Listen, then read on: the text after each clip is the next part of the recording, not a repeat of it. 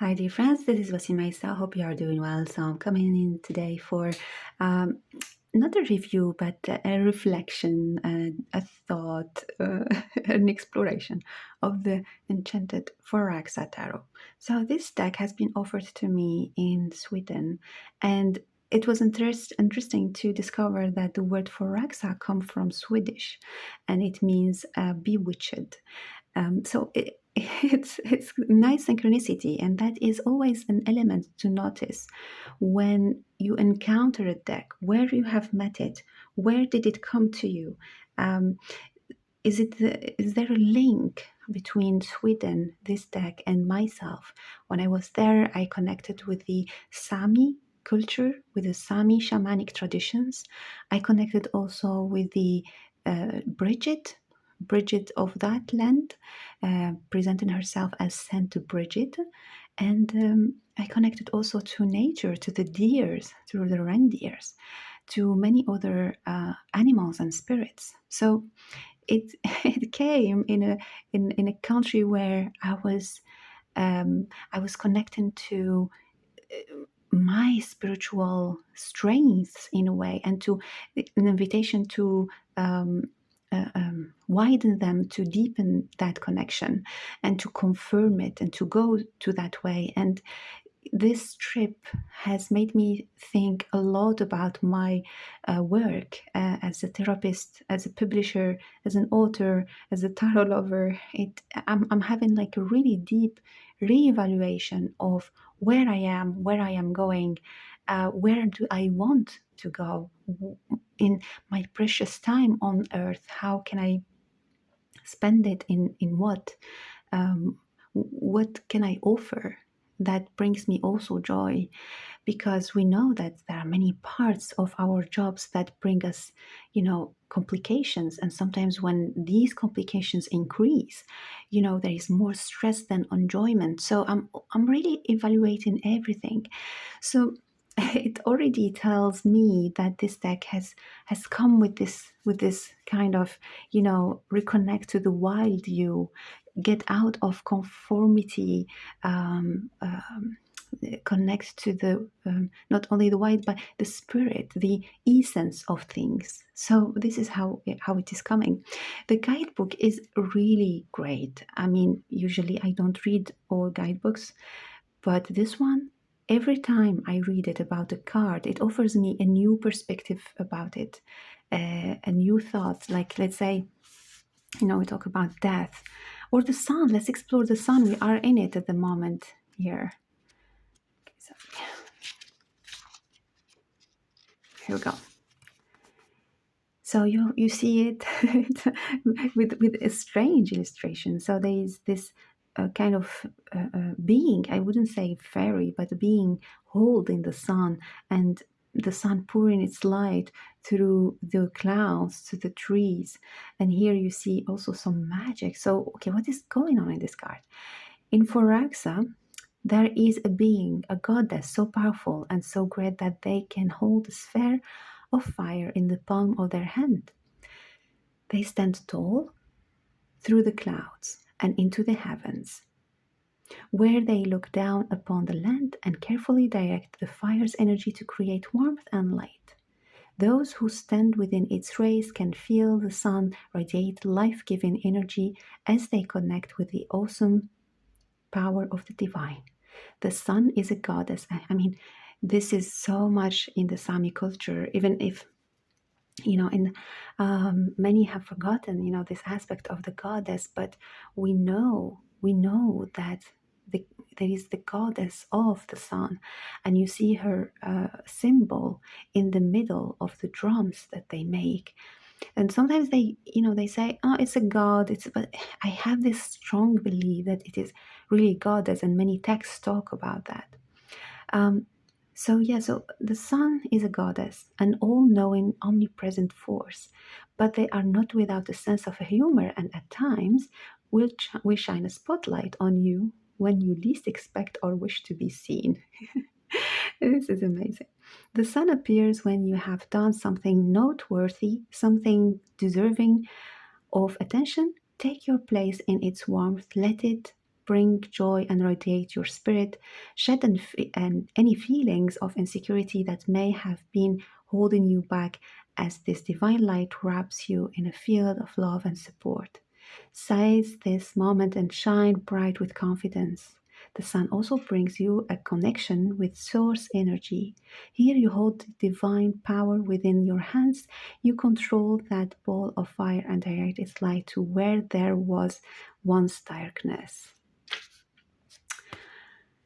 Isn't it beautiful? And we are really talking about, for myself, shining the wild self in me, going into territories that I didn't go in fully, exploring the unknown, again, because some parts of our job get so much known that, there is no more curiosity, no more passion. And I feel curious about so many topics that, I'm trying to bring into, my part of my work, the books I translate I am curious about them. We are working now on a book about the goddess of Greece and Ilana. I mean, these are topics that are not spoken much in our spiritual field, and I feel so much curiosity and passion to bring them forward. And I want to do that more. I want to share my curiosity, my joy, and shine light on things that I love even more, like tarot, for example. So, while exploring this deck, I was really, really intrigued by the horns.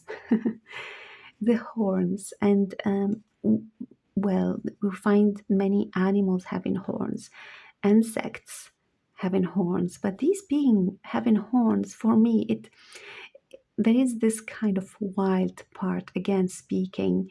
And look at the sun. Oh, this is really beautiful card. They speak also about the goddess, of course, talking about the cow. They speak also, I don't know why it was linked to the devil at some point, which made the horns seen negatively. But, in the whole, I mean, Hathor has horns.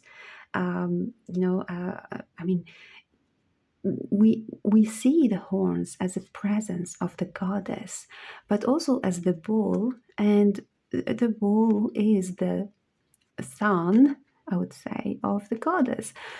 So the horns are also linked with, as I said, the devil, linked with all that is kind of negatively.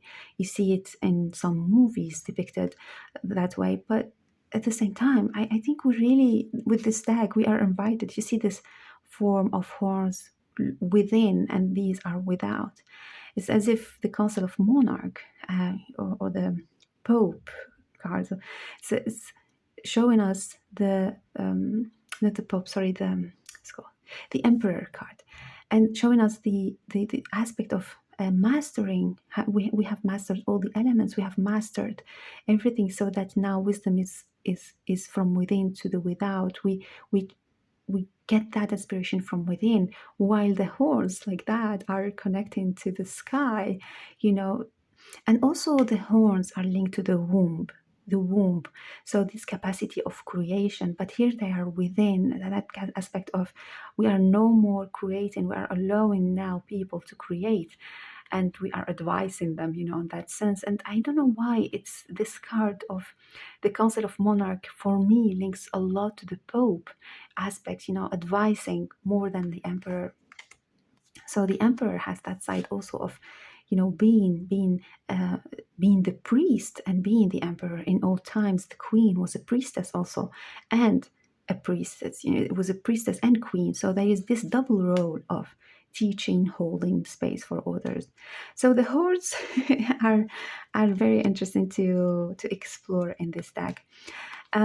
These are not really horns, but we're talking about antlers, and coming from Sweden now, seeing how they are present in the medicine man and medicine woman, and how they connect with the deers and reindeers, as to bring medicine, to heal, and to get inspiration.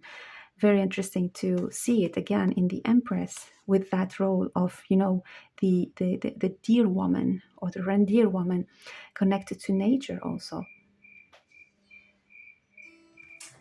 Right, let me just Okay, so I have to get going. I have a session to give in a minute. So the other aspect that I really enjoyed here is the insects, the presence of animals in this deck. You will find rabbits, you will find I don't know what to call these beings because we don't know, but this that primal thing, that primal beings that are within us too. So dragons, foxes, the dragons are quite present. You will see the sirens, the crabs, the serpents. Oh, I will show you more serpents. You have the wolves, and the I love the symbol also linked to the hammer. All right, so the before I go on, there are the feathers also present. So we know that MG Kulinan has created the crow deck and that she has a particular passion for them. And this shows, we will see many crows in this deck, but also we will see other beings through their feathers. You will see feathers of butterflies or feathers of other insects. That capacity of flying that this deck offers us, again, going beyond what is known, going beyond um, the logic, even following your passion, following your heart's passion, is very present. And this connection to the air element with the wings strengthen that. But it is also connected to the earth because you will see a lot of seeds, a lot of trees, the roses. I mean, come on, I love roses. We learn from the roses at the Temple of Roses, that wisdom of values, carrying values, holder of memories, holder of wisdom. And the roses are so much present in this deck that, again, I feel my journey through this deck is an initiation. Roses are teaching me where I should go and how I should be. And you see here two of earth and this capacity, the spider woman weaving and connecting. And but here she's not doing that job in a way. She's more kind of balancing, seeing where she could go before she's kind of waving and or checking the possibilities. The flowers are really very present. The apples, the anemone, you will find the lotus, you will find so many different plants. And I love this, as if like these beings are, or these kind of fairies or being, are even plants to be birthed. And this shows us a different way of procreation, a different way of being and coming, birthing ourselves again as a plant. Um, the iris is very present also. You see the many other flowers, just so that I can here we have the Wheel of Fortune. You see the cycle of the moon and the sun there. You see also the masculine and the feminine and how they came together to offer a revolution. A revolution. Um, you can link them to the planets also.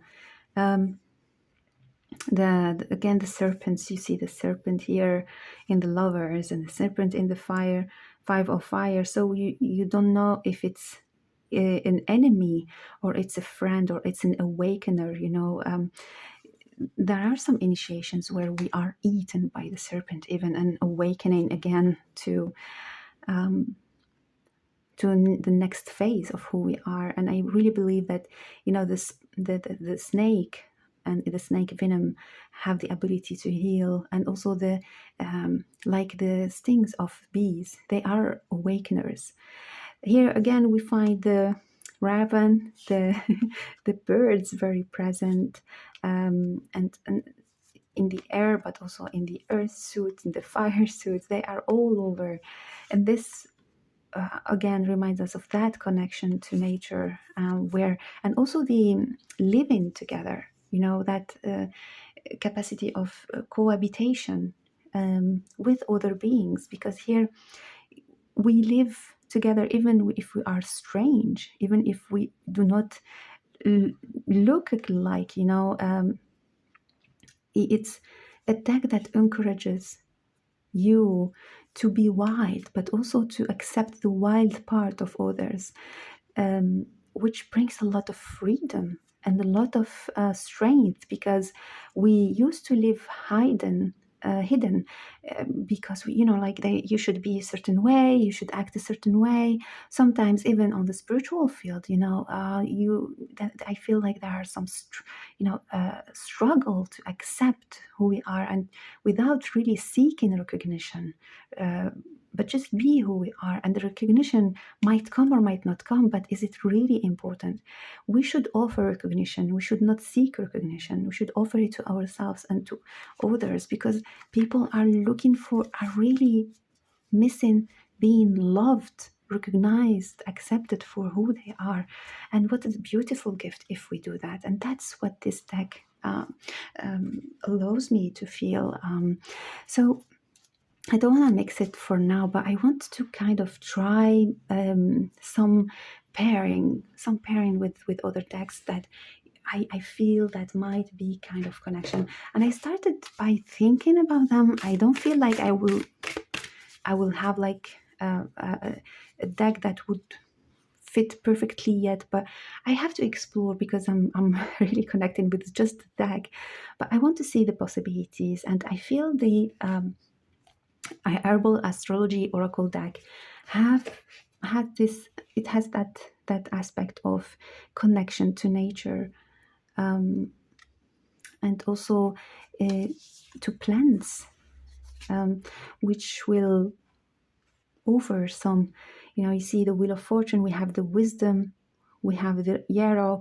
This is really beautiful. We see that kind of connection, and this card in the middle showing kind of the result or the basis.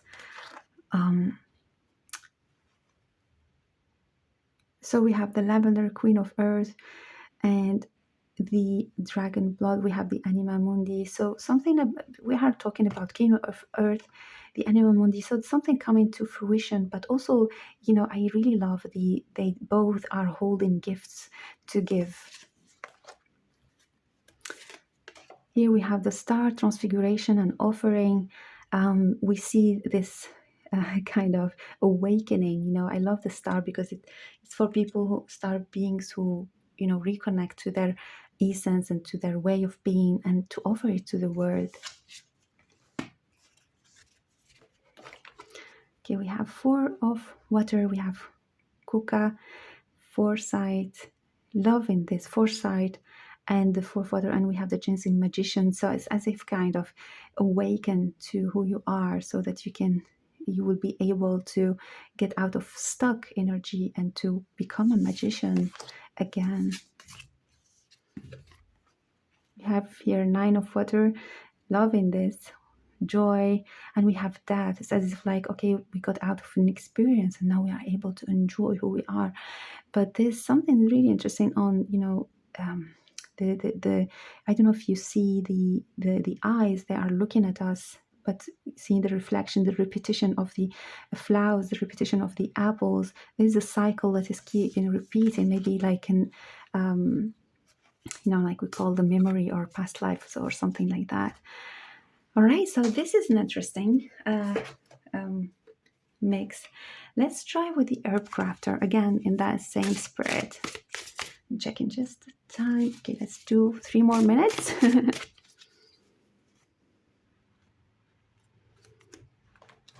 Okay, so we have here, we have mint, birch. The energy feels like, in the herb crafter, it feels like it's day, and the for Raxa it feels night. So it feels as if. So we have here the 6 of fire, we have the 4 of water, and the 7 of water. So I don't know. I don't feel that will be kind of, or maybe so we have the rose, we have the roses in 2 of earth, we have the 5 of air. It's kind of working, but not like fluid as I believe. We have the willow, oak, and ace of earth. We see the trees here, something at work with the 4 of earth. Something needs to be worked. but it's as if like it's stuck in that moment. We have the Seven of Earth.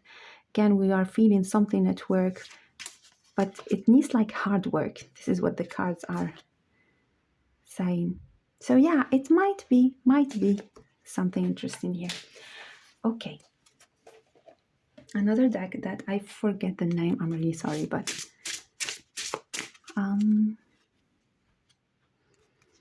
the art style plays a role also in the combination for me. Yeah, this is so more to the point. So you see the ground, the hermit, and the far side. You know, that's what the hermit needs to do. Clarity, cleansing, and Eight of Water. You know, we are leaving behind things. Very, very interesting. Now we are having something magical happening here. The Hanged Man transform, and Lovers. Beautiful, beautiful. Loving the opposition. You know, it feels like loving different parts of the reality, not just one reality. And the Three of Air. So we have here Wild Mage and Endure. Oh, it's really nice. The Three of Air, you know, we feel that suffering, and it's like we can't get out of it, but it's, you know, you have to endure it because it's just a cycle. And the White Mage, it's like an initiation going on here. Renew. So we have Renew, Nine of Air. Again, getting Sacred Journey. This is really beautiful, their posture. All right, this deck is something. So I'm finding a nice combination with these two, with this deck. All right, another deck that I thought about is the Earth Angel, or the Trees Angel. The Trees Angel, I think, deck. And the thing here is that I should write the meaning of every tree, because sometimes I connect with the plants in a shamanic way, and sometimes in a card reading I have to do things like really quick. So I really love. I would really love to add something, you know, about the trees here. So we have that. We have the birch tree and the cherry, the elder. Let's change the card here. Oh, really interesting. Very interesting. Very, very interesting. So we have the Elder of Fire. All right, and one last card. I feel these two decks are interesting together. We have the Hathor here, Five of Earth and Apple, and we see beautiful, beautiful like scenery, beautiful mix. Yeah, so really nice. These two oracles, I'm feeling them very, very working well together. And before I finish, there is a deck that I'm thinking it might be interesting as a reflection. And let's try that to finish our video together today. Oy. Right. So I'll go. Yeah, like this. Oops. And here I'm with the Mirror of Mama Shamana. I think I have only one deck left of this in my shop. And yeah, it brings a poetry. It brings kind of, you know, another dimension to just mixing the cards. Yeah, we see that kind of connection to the, and you see the foxes, and you see this aspect of where things are happening. And what I really love in this deck is that it has poetry, or like quotes that come from the book that Yana has created with it. And you can add, you know, the noises droning in the honeypot of stillness. And yeah, I feel this would be something really, really nice here. Yeah, you see, like leaving the old. And equilibrium is a privilege of the divine feminine. Beautiful feels like a breakup, you know, or something that happened here. Yeah, I love this. And I shall continue exploring with this deck. I hope you enjoyed this video. Let me know how you are using the Förhäxa Tarot, and I will be back for other videos soon. Bye bye.